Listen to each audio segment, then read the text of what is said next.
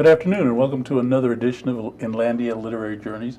I'm Orlando Ramirez, editor of La Prensa, and I'm here with my co-host Katie Porter, who's the executive director of the Inlandia Institute.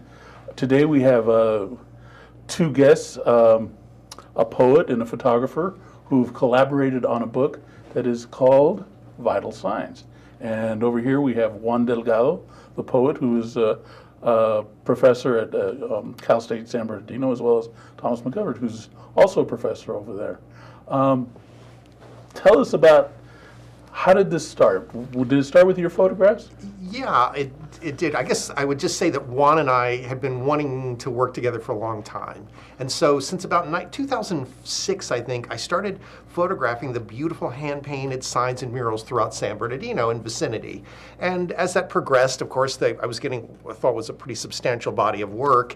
And a few years ago, I thought, well, gee, I really feel like this is ready to have a book. And so I approached the Inlandia Institute. And they were very enthusiastic and said, gee, we should really take this to our publisher. And I said, well, if we're going to do a book, I really want to work with Juan Delgado. And when I mentioned Juan, I got to tell you that they were so excited because they loved his work and they knew it, and I felt like it was like kismet. It was the perfect timing then of Juan and I being able to come together and work together. And of course, when I spoke to Juan about it, he was all completely enthusiastic. And that next meeting then with the actual publisher, it went even better. And so from that point on, then Juan and I, for that next year, then I continued making pictures, and we got together, and he was writing poetry, and we're looking at pictures. And so it was just sort of evolved that way very naturally. And I think one of the most sort of interesting parts of it was then sort of once he had all these poems and I had all these pictures, we got together and we sort of started to put them together in a way that we felt created this sort of holistic, synergistic package that really spoke about this region and this area and our love for it. I just want to add, we had worked together on a future project that we were still kind of working on, swap meets. We were going to do photographs and kind of stories of the people who go to swap meets. And so we had kind of mutual interest in kind of street art and local culture. And so when I was just honored to work with Tom because I think our collaboration, we're of similar heart and mind about some of these things. And I think that made the collaboration really easy, because we had the same kind of convictions about place and about identity and the local surroundings. So we said it. So it was kind of a natural. Your roots are in San Bernardino. Yeah, I was born in Guadalajara, Mexico, but I spent most of my life in Southern California. So I definitely see myself as kind of in this. I lived in Chinatown, El Monte, and then Colton and San Bernardino for a big chunk of time. So yeah, so my roots are really here, and they actually go deeper than that. My father's mom was, from the Hawk Ranch, which was Fontana. On my dad's side, we've been here before it was California. Huh. So yeah, one of my aunts is buried in San Gabriel Mission. So that's, so on one side of my family has been here a long time. And what's your connection to the area?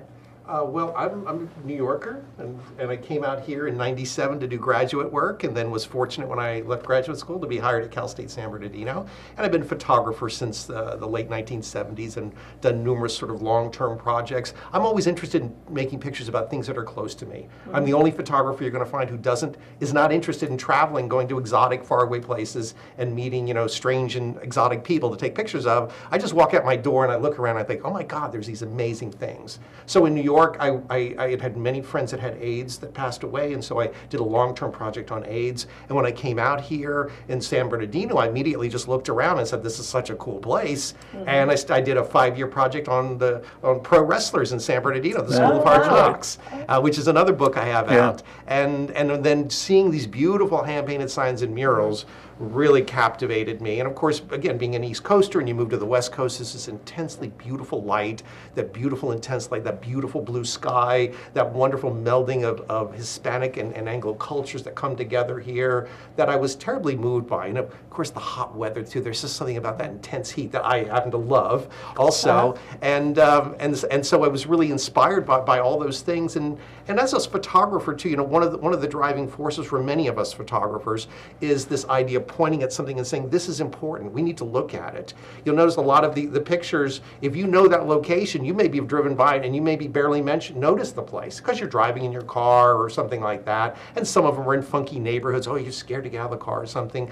But the photographs hopefully ask you to stop and look at it. And I think that's also what the poetry is doing too, and asking you to think about this and look at these and these little details that we all sort of take for granted in life, that the photographs and the poetry sort of freeze them in time for you to think about and sort of contemplate about. So.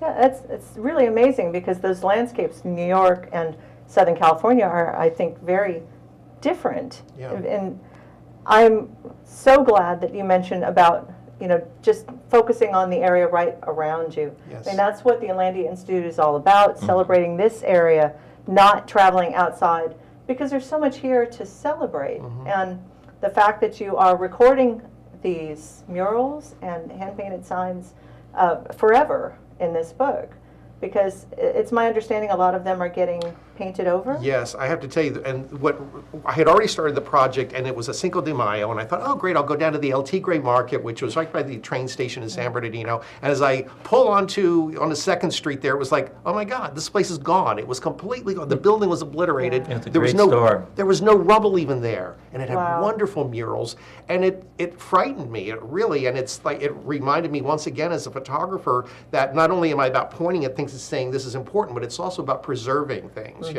Whether it be those people with AIDS that I photographed that are all dead now, and here are these pictures, and they're words that are testaments to their lives. Yes. And then same with the pro wrestlers, a lot of those kids aren't doing that anymore. So here it is about saying these things are special and important, and so really sort of accumulating that. And as the economy was going up, those things are getting wiped out, the buildings are being knocked down, and so you really have that sense of urgency that you need to be able to preserve it. And it's I'm always so thrilled too when people come into my house or they look at the pictures and they think, oh yeah, I remember that place. Oh yeah, we used to go there when I was a kid. Oh yeah, we used to eat there. And it brings back all those beautiful memories about what this place is, even if you've gone on and moved some other place. So that sense of preservation of this place that we live in, which I think is also inherently also saying that it's special and that it's a good place.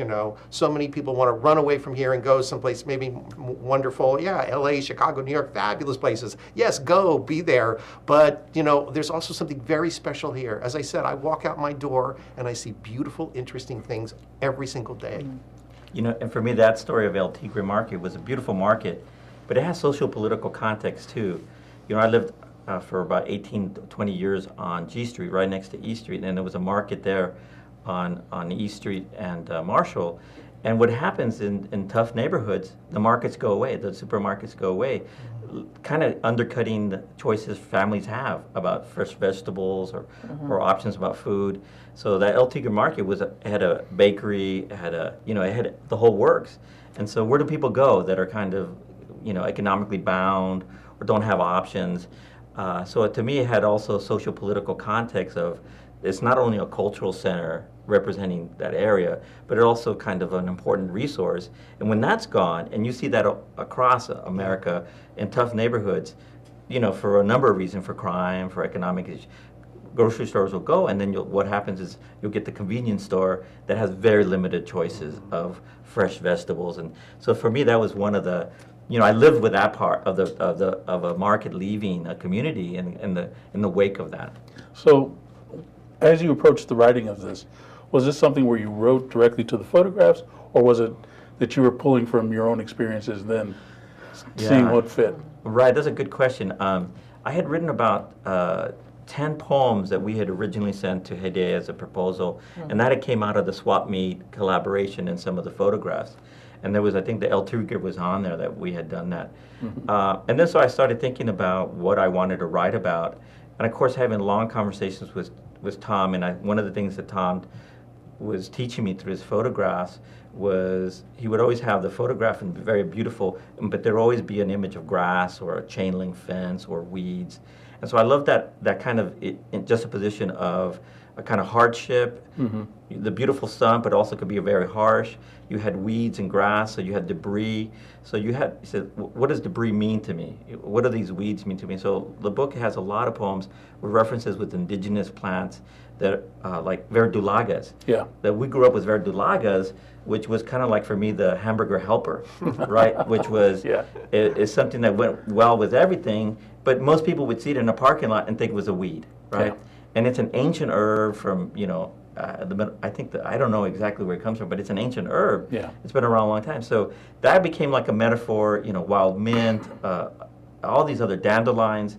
I started seeing all these indigenous plants that were really here a long time that talked about us culturally, spiritually, but a lot of people see them as kind of weeds, right? Yeah. As dispensable. So that became one of the metaphors that I started working in through all the book. Foot traffic and sidewalks, you see all of it, Tom's images have sidewalks and streets.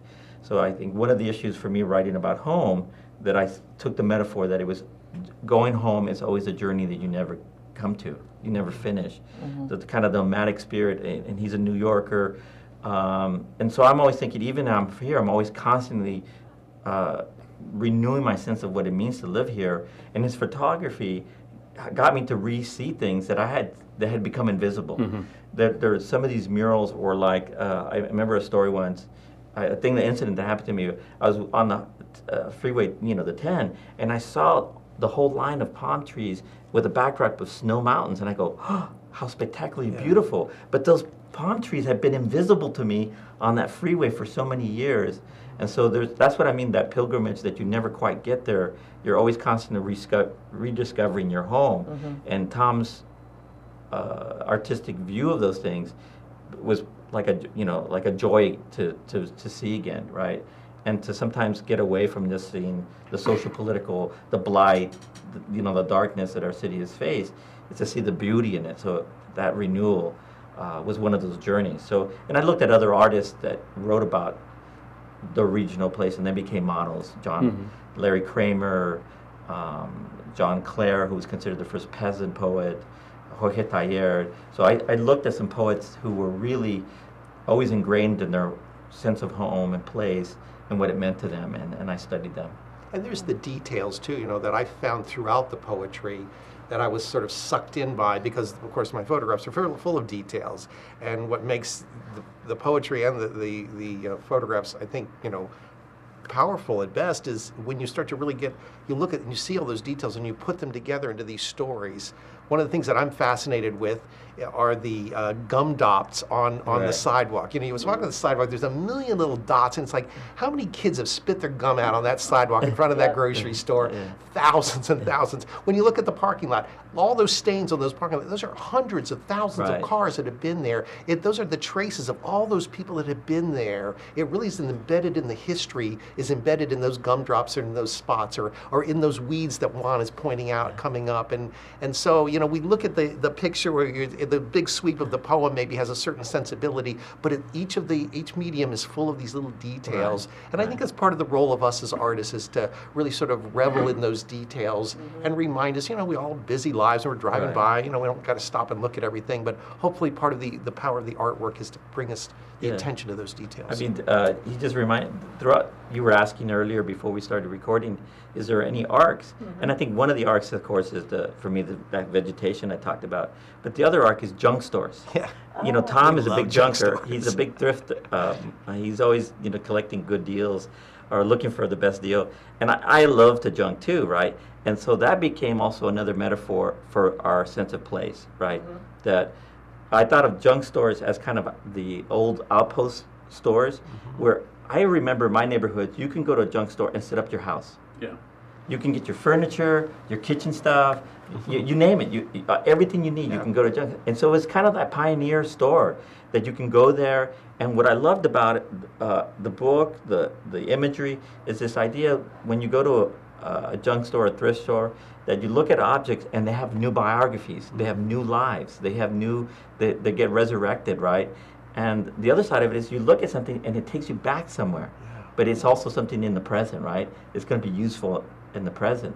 So I love that dichotomy as a kind of metaphor for San Bernardino, that it has a rich past, It conjures up images. It's still useful. Do you follow me? And some people see it as junk or debris, right? That we're just debris between LA and Palm Springs, right? We're just the debris in the riverbed. But we're not. It's stuff that's being constantly recycled, and I think that's one of the central themes for me is the issue of renewal. And it's not an easy question because sometimes there's a heavy toll for renewal, you know. And it's psychological. Can you do it again? Can the city come out of bankruptcy again? You know, can it do this? But I think there's that spirit of renewal. And I think that's what a junk store is. Do you follow me? It's not a graveyard. To me, it's a place of birth. That's beautiful. I love that, yeah. Well, one of the things that I found interesting was you describing San Bernardino as beautiful. Yes. Because, you know. Not a drop of irony, I got to tell you. No, and that is what I think is beautiful about what you're saying, because, you know, we do live in these cities out here. Right. And, you know, we are not glamorous, say, as Los Angeles or San Diego or any of the other cities in Southern California, but at the same time, you know, there is a poetry here, and I think it seems to me that this is what you guys were working towards. Yeah, there's the sense of the West still here. Oh yeah. You know, I went to school in Orange County in Irvine.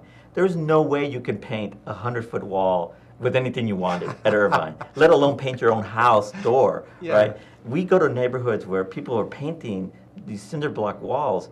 You know, like with the cover of this literally this mural is maybe over 100 yards long of different kinds of things. Could you imagine what city will let people do that? That kind of autonomy, that kind of freedom.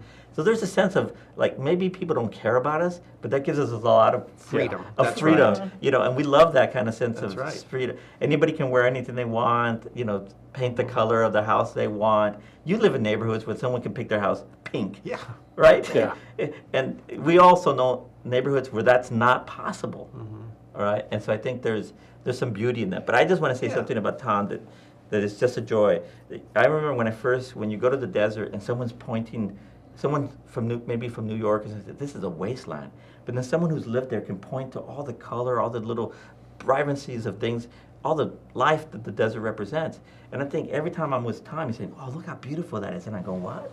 Really? Oh, okay, I see it. You know, and so that's, I think, not just because he's a photographer, but I think he generally has this enthusiastic attitude towards it. Yeah. We also know the best places to eat and stuff, you know, which is probably the best places which is another show. Which is like we just know all the best taco. The murals and taco stands tend to thrift stores and yeah. So and good deal. You know, I think the other thing too that's been running through the book, and this is embedded in both the photographs and the poetry, and I think maybe for our like sort of love and enthusiasm for the place, it's not immediately apparent. But when I've been sending the book to people, including my mother, and my mom said, this is that the poetry made her very sad, and then when she looked at the pictures were making her sad, which I thought was a beautiful revelation in that not only, of course, do we want the work to fit together, the poetry and the photographs, but also that there's a lot of nostalgia involved in it, and there's a lot of sort of remembering of times past. And the photography is always about something in the past. I did the picture yesterday, the day before, and so there's that passage of time, and with it, inevitably, there's loss in part of it, and that's the nature of life, of course, and embracing that. And there's something very beautiful about it, but there is definitely a sort of sadness. And when you read a lot of Juan's poems, talking about like kids and what they're doing and places that used to be, and he's talking about his own past a lot and the past of the place. So I think inherent in that is that sense, that slippage of time, that patina of time that happens to both the things that we look at as well as to our memories. And so with all our exuberance and our love for all this place, there's harshness in that. Yeah, there's harshness there. There is, yeah. And so there is that sort of sadness, I think, is part of that is true. Thank you for sharing this with us. We're here with Juan Delgado and Thomas McGovern talking about their book, Vital Signs, for Katie Porter and myself, Orlando Ramirez. Thank you for being with us. Be sure to read the column every Tuesday in the Press Enterprise newspaper. Visit us online to view the website, and we will see you again next week. Thank you. Thank you.